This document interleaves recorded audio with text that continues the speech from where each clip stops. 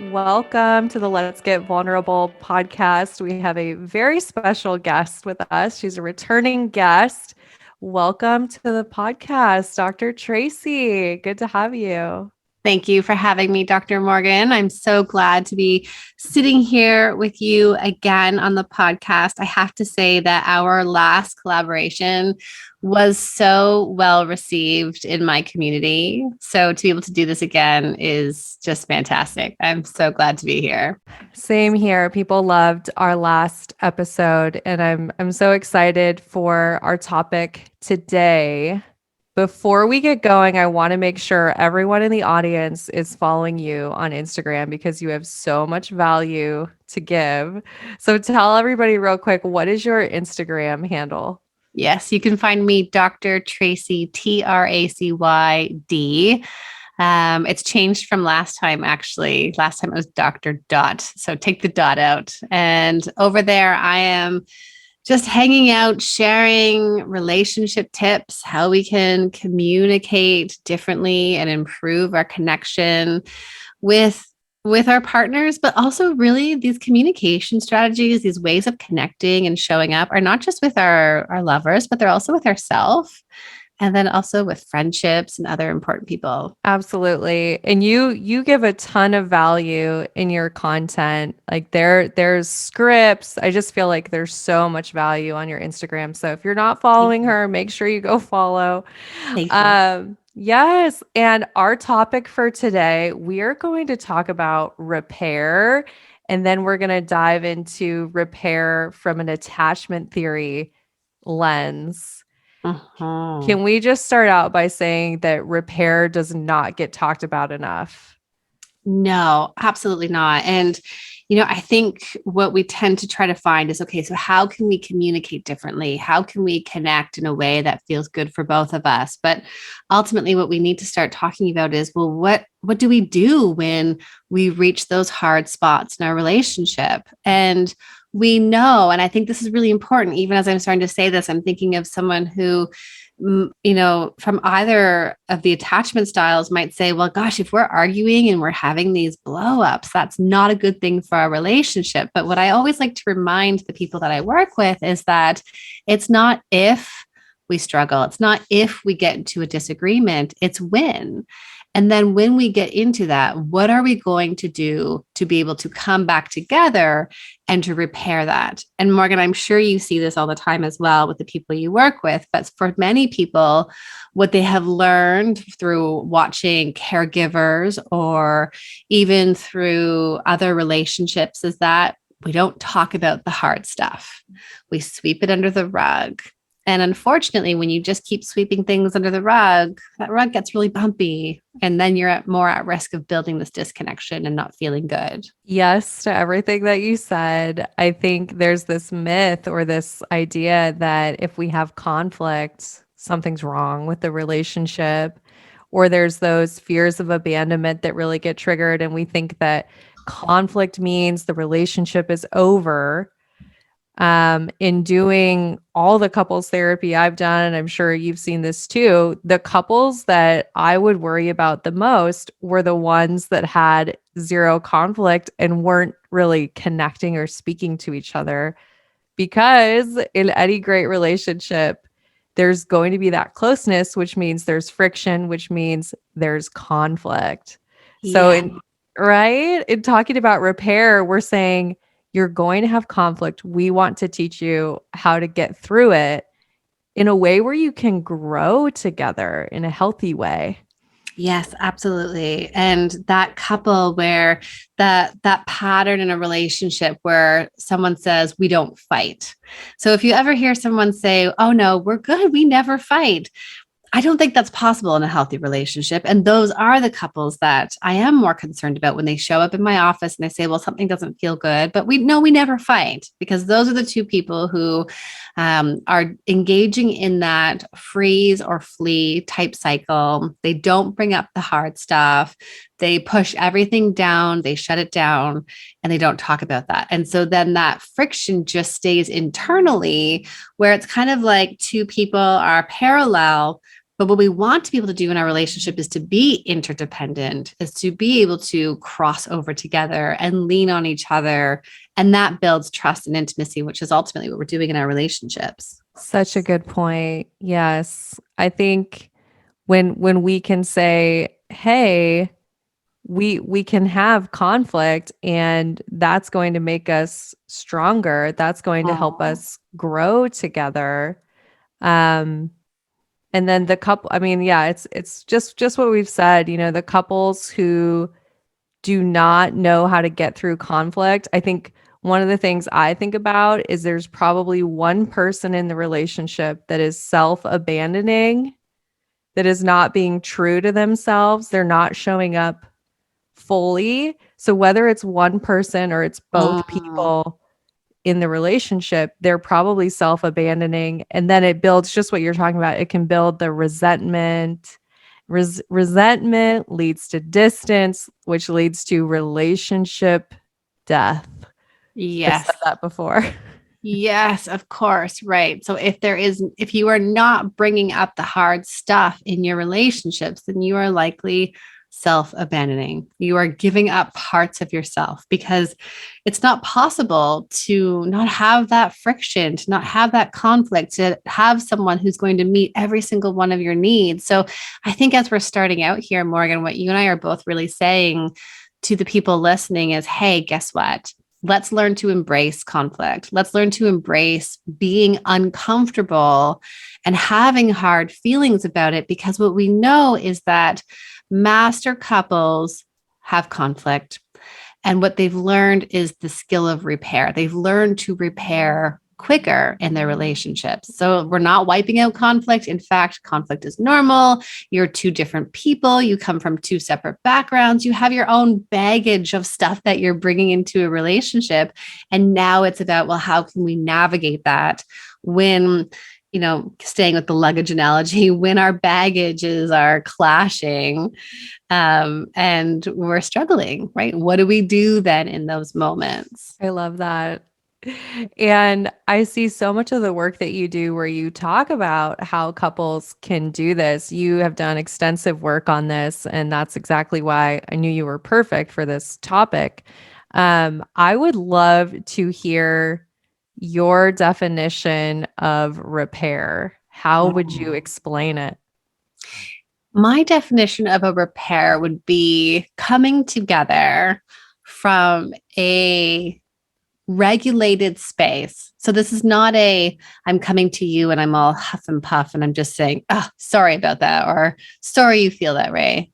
We're coming together. We're both regulated with the intention to build connection, to build understanding of your part and my part. And when we come together, I'm going to own my piece of what's happened and what I've done here. And I'm also going to recognize my impact on you. And we're going to talk about our needs in order to move forward together and co create our worlds. What would you say is a repair? I love that definition. That was good.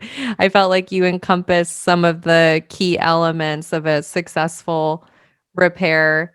I think if I think about it, just a short and sweet definition, not as detailed, I would say something like intentionally healing, and not even healing, intentionally moving through the conflict that has occurred and coming back to secure attachment together. I love that. Right. So we are trying to move forward.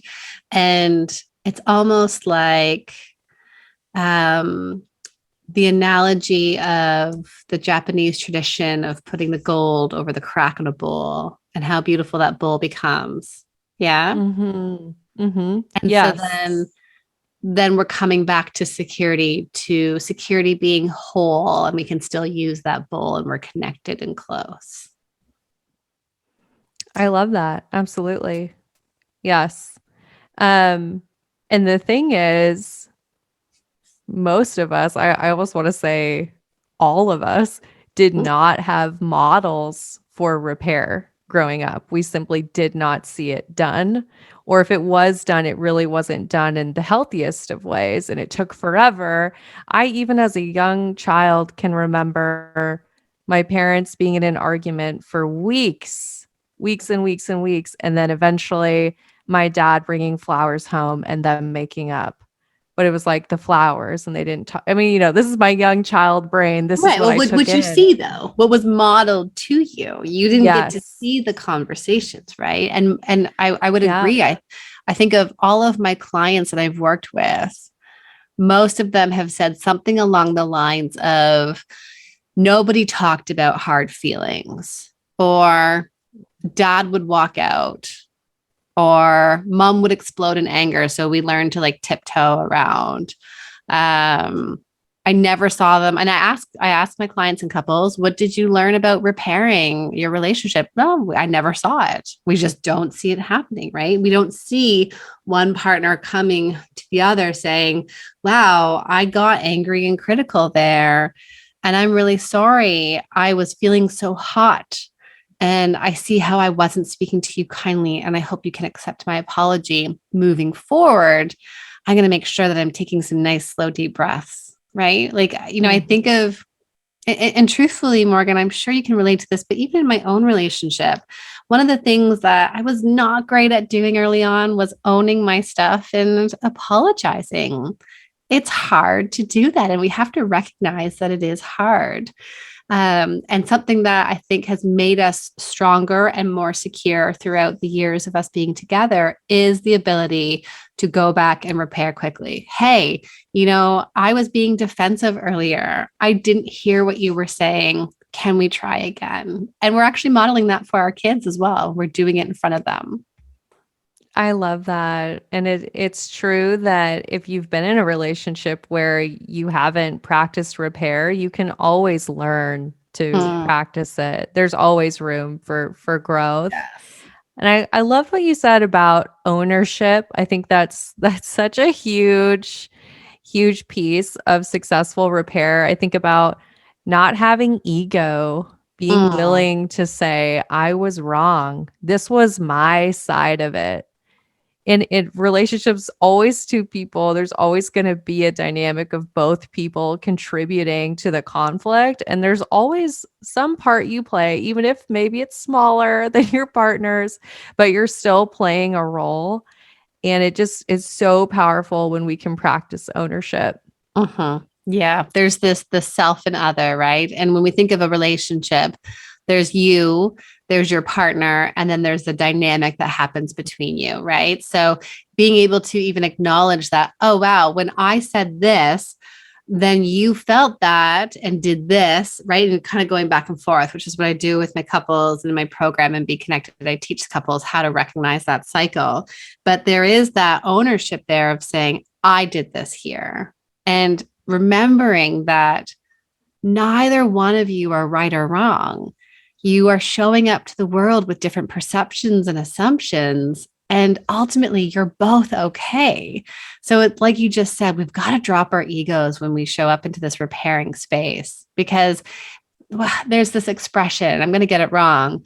But if you're fighting to be right in your relationship is not going to last, right? There's something along that lines, right? There's no what would be the expression? Do you know the expression I'm thinking of?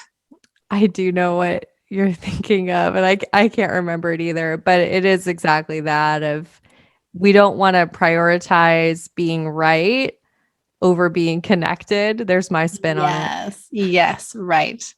I love that spin. So we need to prioritize connection over being right. Yeah, Uh, absolutely. And so I'm thinking about some of the key elements of repair, and maybe we can talk about it, and then even just giving people a simple 3-step, 4-step process for how to go through repair. mhm. But we mentioned ownership. I'm going to Yeah. throw in one other element, curiosity, Yeah. making sure you're approaching repair with curiosity. We really need to know what it was that happened for our partner and their experience, Yeah. because a lot of times we will assume and we actually have no idea what it was really about for them. So being incredibly curious. And then I think the other thing we have to be curious about is what they need for That's the repair. moving forward piece too, right? Mhm. Like, what do Yep. you need to move forward? How can I support you through this? Or how can I, you know, even being able to ask, do you forgive me? Or how can I help you to forgive me? Which I think is important. So, yeah, what do you need? Okay. So, ownership being the first one. Absolutely. Like coming together and saying, like, this is what I did and I showed up in this way. And here's how I'm feeling in this moment. And that ownership might actually include an apology, which I think is important, right? Being able to say, I'm sorry, I acted this way, making sure we don't do Yeah. the like, I'm sorry you feel that way. I just laugh about that because I know I've been guilty of, I'm sorry that you felt that what I did. But Haven't yeah, we all been there? we all have, right? But I will say, I actually love apologizing and taking ownership. I think it's something I've really worked on a ton. And Oh. I actually love to say the words, you were right. I was wrong, you know? And my boyfriend, he'll like I do this joke where he'll like run around the house and dance when I say that, but it's true. There are a lot of times I'm not right. And I think the quicker we can come to that place and take ownership, it helps us move through repair so much more quickly, as you've talked about. Can I add one piece to that? And I want to say you don't have to take responsibility or ownership for the whole thing, but one small Right. piece, right? So, of what I did there, or even acknowledging your and acknowledging that you might not have had the intention to hurt your partner, but acknowledging that they had feelings and a reaction to something. Because ultimately, what you're talking about there is respect. I respect you enough to say, I see that you're upset by how I spoke to you, by what I did. And that is something that I can take ownership for. And I'm sorry for that. Absolutely.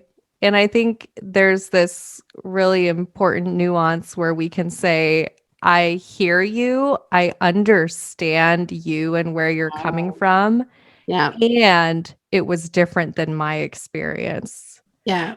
Both can be true. And Uh-huh. I apologize, for the way I came off. Yes. Yeah.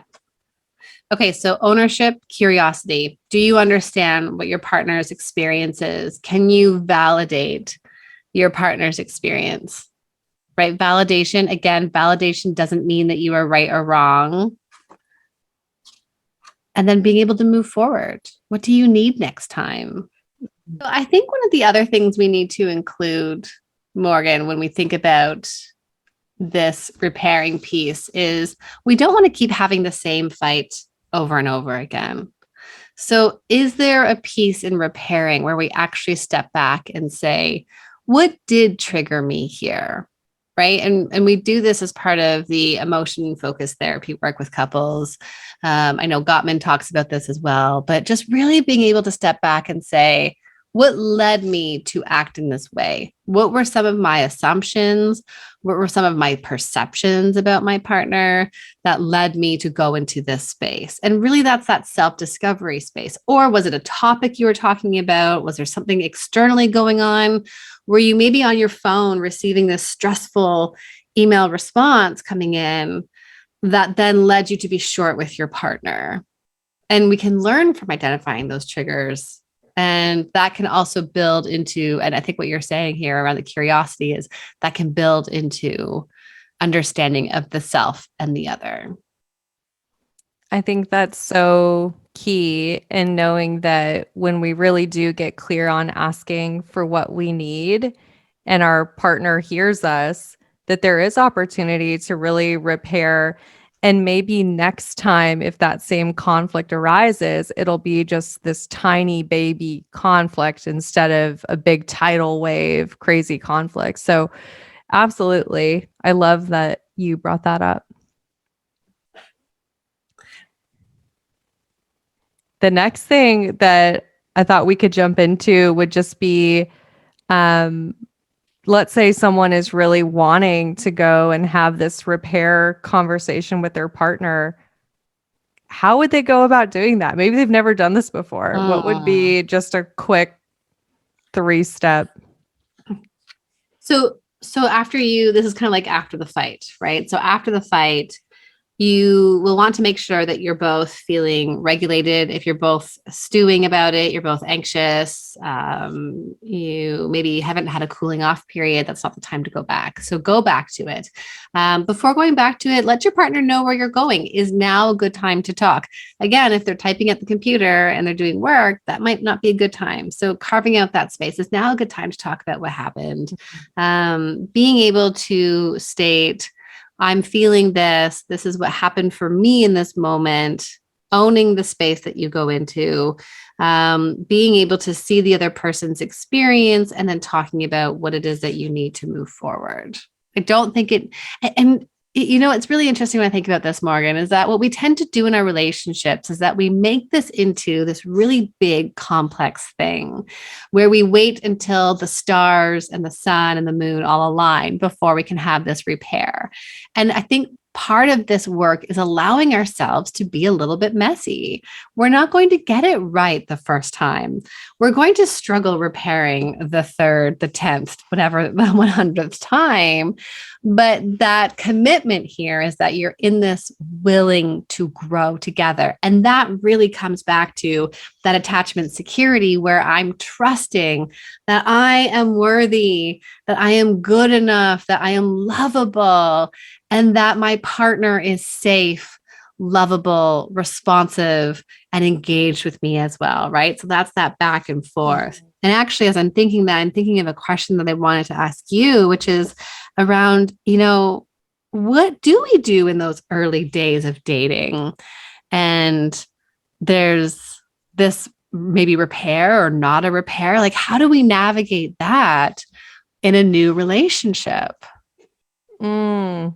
Well, I agree so much with what you're saying. And I think, all of the perfectionists out there, especially, need to know that we have to Mm. take messy action in our relationships. We have to show up messy. Yep. And there's, it's just always going to it'll get easier, but it's never going to be perfect. Perfect is a lie in your Mm. relationships, right? Like, let Um, yourself shake a little bit, eh? Like, get uncomfortable. And anytime yeah. we're in discomfort, that's where we're reaching our growth edges, right? Like that balloon, you blow the balloon a little bit more just to grow a little bit, reach that growth edge, to try Mhm. something different and see what happens, which is giving my partner the opportunity to show who they are, to show up. And I think of that particularly when we're dating somebody. We want the data points to see who this other person is. Yes, I loved your question. I think just as you said, I coach women on being a love scientist. I love And that. yeah, and I'll talk about how the early stages of dating, it's actually really great information if you go through a conflict and you can see how you go through it. I think it's also great information what happens when you set a boundary. How does your Mm. partner respond to boundaries, right? And whether it's conflict or boundaries, you get to see how they respond. And then I would say, even more importantly, you get to say, how do I want to advocate for my needs if it's not the response? Is there opportunity to get to a place where we both want to put the work in to create secure attachment? Or does this person really lacking the emotional capacity to meet me where I'm at? Are they interested in repair or not? Mm. When we're building secure attachment and we have someone who's capable of building secure attachment with us at the core of the relationship, both people want to build secure attachment together. And you come back to that over and over and over.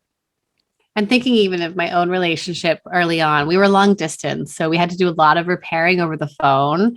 And we didn't get it right. It was messy. And we just kept doing it. And we had fights, like there were fights, right? But it was messy. And I think if I'm trying to think of what were the signs to move forward rather than to jump ship, the signs were that we would keep going forward to understand each other and to try to I was going to say make it right, but not so much make it right, but so much as helping the other person feel respected and heard. So even if the other person didn't say, yes, you're right, I'm going to send you flowers, blah, blah, blah, blah, whatever that is, right? But it was that there was respect of trying to move forward. Morgan, something that I think people, women in particular, struggle with in terms of dating is that we say, well, they made this mistake. And so I'm not going to give them another chance. How do we navigate like what part of that is our attachment style versus not wanting to allow inappropriate behavior or being mistreated? Do you know what I'm trying to ask? Yeah, I do. I love this question. I help women with this a lot. One of the things is really being able to say, hey, I am going to be the love scientist in these early stages of dating. I'm going to embody my securely attached self as much as I can and realign with secure attachment whenever I can. Mhm. Um, and part of that means I'm going to be willing to advocate for the kind of relationship that I want. I'm going Mm. to be vocal about the relationship culture that I envision for my long term romantic partnership. I'm going to tell you because if I don't tell you, you're not going to read my mind and you're not going to know. So I'm going to give you the opportunity to meet those standards that I have. And if you don't, it's okay. I can leave the relationship knowing I put it out there and I advocated for myself. So a lot of people with anxious attachment, we'll talk about our anxiously attached folks for a second.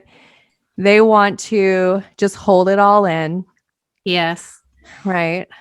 And they're scared that if they advocate, the relationship will end. And there's that deep fear of abandonment. And the reality is, hey, the person could meet your needs if you advocate.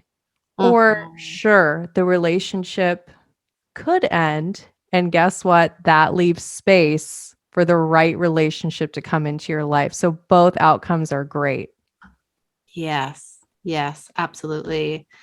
And that person who struggles with that relationship anxiety there, it's almost like you have to trust that you have to really tap into that space of I am lovable, I am deserving, and that if I don't put this out there, then I'm creating this relationship culture that's not aligned with what it is that I'm ultimately looking for. Yes, in the early stages of dating, we're really trying to intentionally build norms.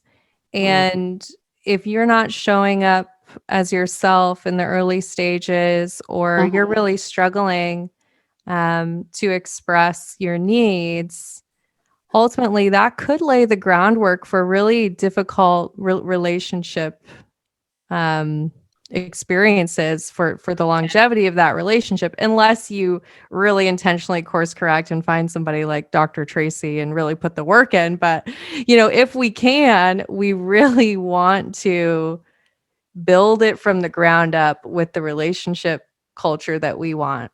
It's Hmm. the foundation of your relationship house. Can you show up Yes. and be honest about how you want to feel in the relationship, how you want to be, how you want to work through conflict? Can you model all those things early on? Right. And that is about tapping out of that self doubt. You have to do that. Okay. So, and that's the early part of the relationship because then I'm kind of seeing our beautiful community coming together in the sense of like you're helping them in the beginning, and then when they're struggling in their relationship long term, they're coming over to see me. And so then what I'm going to talk about then is like when someone is more anxiously attached in their relationship, is that when there is conflict, there is and because conflict, what conflict does is there's distance between us. And for someone who is higher on anxiety, that distance is uncomfortable. So, Morgan, if you say, I want tacos tonight, and I say, well, no, I want pizza, that distance is too hard. The difference between us, the sameness is often what feels good. And so then if we get into a conflict of that, it's hard for me then to allow for space for us to have these differences. And so I, as someone, if I were to be anxious, will do the anxious pursuit, which is I'm going to knock on the door.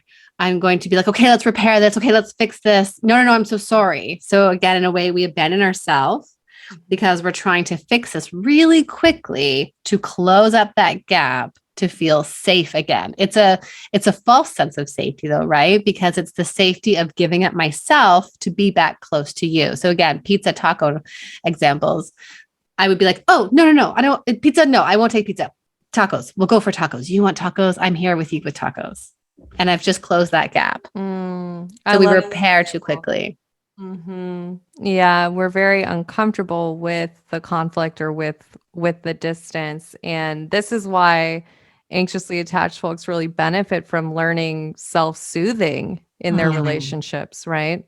Yes, right. So just learning to be able to step back a little bit, reminding yourself, having that mantra in there that sounds like I am okay, I am lovable, going for a walk, right? So if there is conflict, not trying to repair it right away, because when you try to repair it right away, you might be dysregulated.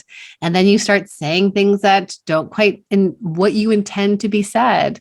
So going for a walk, doing, even if you go and do some other task that feels good for you, that's important. And then repairing after that. So learning to sit in that discomfort is important. And they, I think, would really benefit from an affirmation along the lines of conflict is a healthy and normal part of a great relationship. Absolutely. Yes. We're Let's go move on to the avoidant. Yep, that's what I was gonna say. Let's do it. Yeah. Let's talk about Okay. it. The avoidant. Okay. So this, and I think I've recently been talking about this on Instagram with some questions that have been coming up. The individual who has an avoidant attachment style has all of the same feelings and needs as anybody else, but their strategies are to deactivate those feelings and needs. And then that lowers their stress, and then they can go on and continue into the world. So they don't seek the closeness like the anxious pursuit. They seek the distance, they self soothe, they overly self soothe.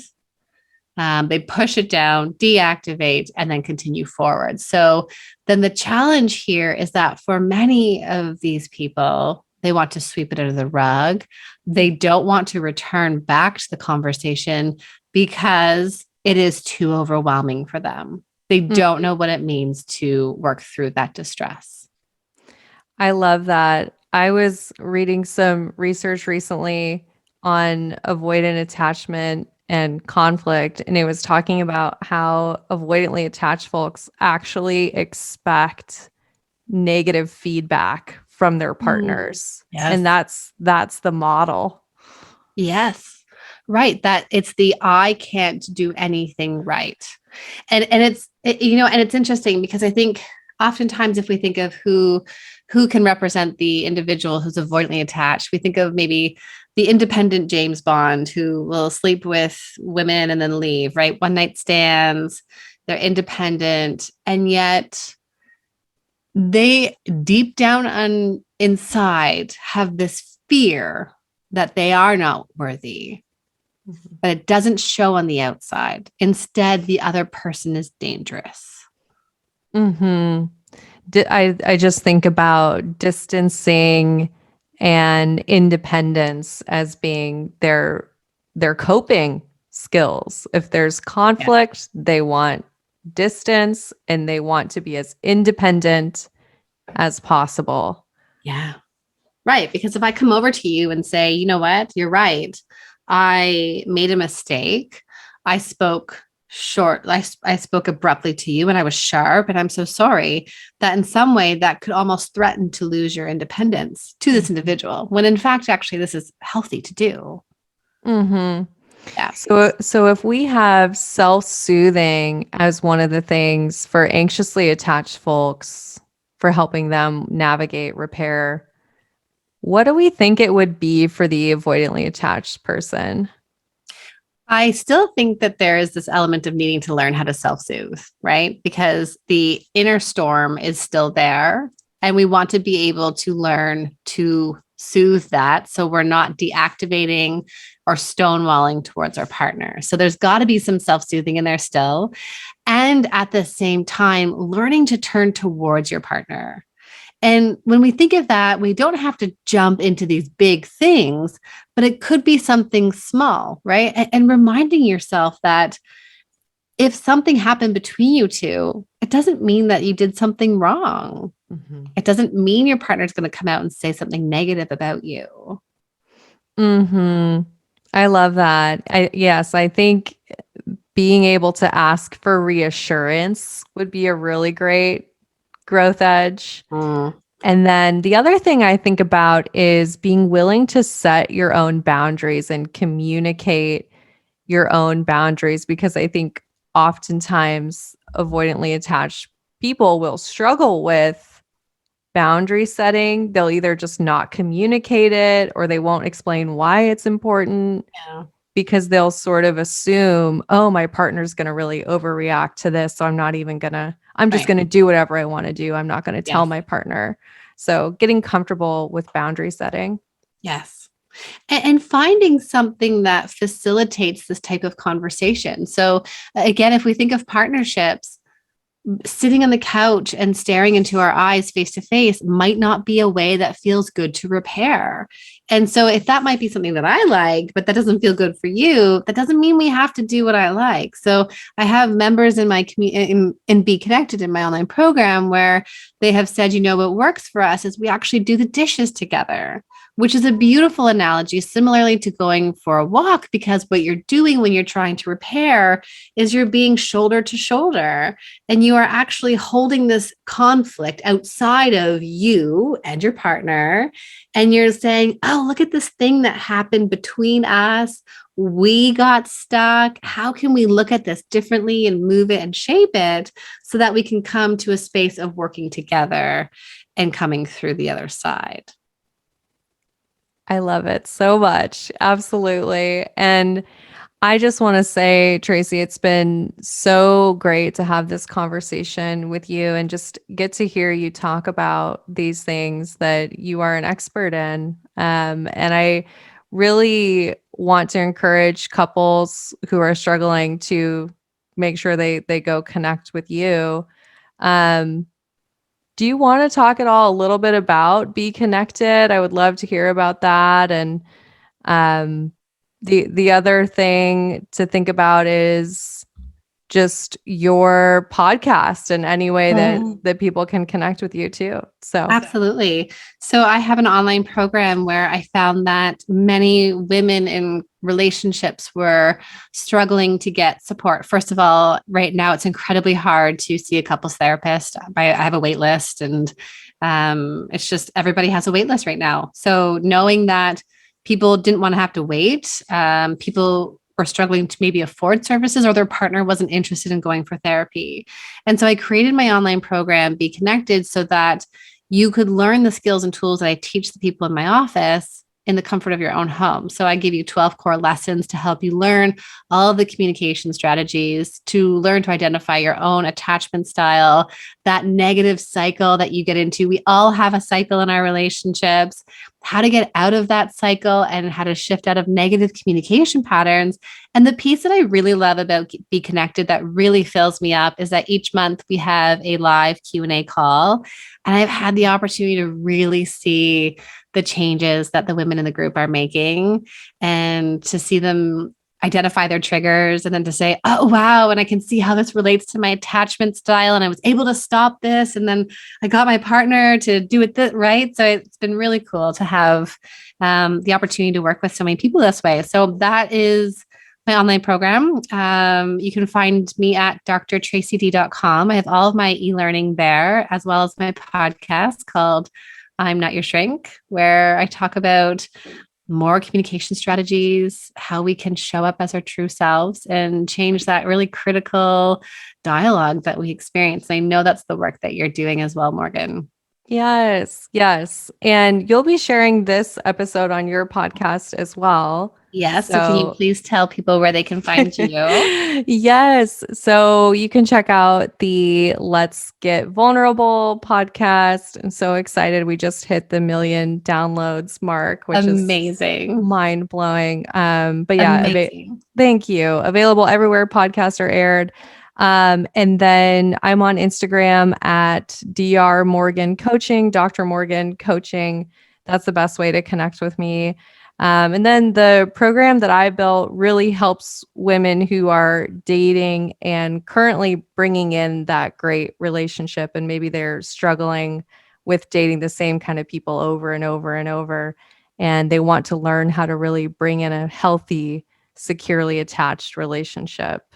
That's the work I'm doing. So, um, And for everyone to check out your Instagram space, I am liking and saving all of your posts. And when I'm going through it, I'm usually pausing, like, oh yes, this one right here. So I just know that in your program, you're helping so many women to really align with their true self, to be able to build and enter into that healthy relationship. So the work that you're doing, Morgan, is so important. thank you, Tracy. I really appreciate you. And I appreciate this conversation. I feel like every time I talk with you, it could just keep going and going and going. And then I look at the clock and it's like, oh my goodness, gotta We wrap need to this up. go. So I just appreciate you so much. And I hope that everybody in the audience really got a lot of value out of this episode. Me too. And for those listening, please let us know. Send us DMs. I love hearing from people. Yes. We want to hear from you. You can take a screenshot of this and share it to your Instagram story and then just tag us both. Let us know what you took away from this episode. And of course, I know that we're both wishing you high self worth and great relationships. Thank you so much, Tracy. Thank you, Morgan.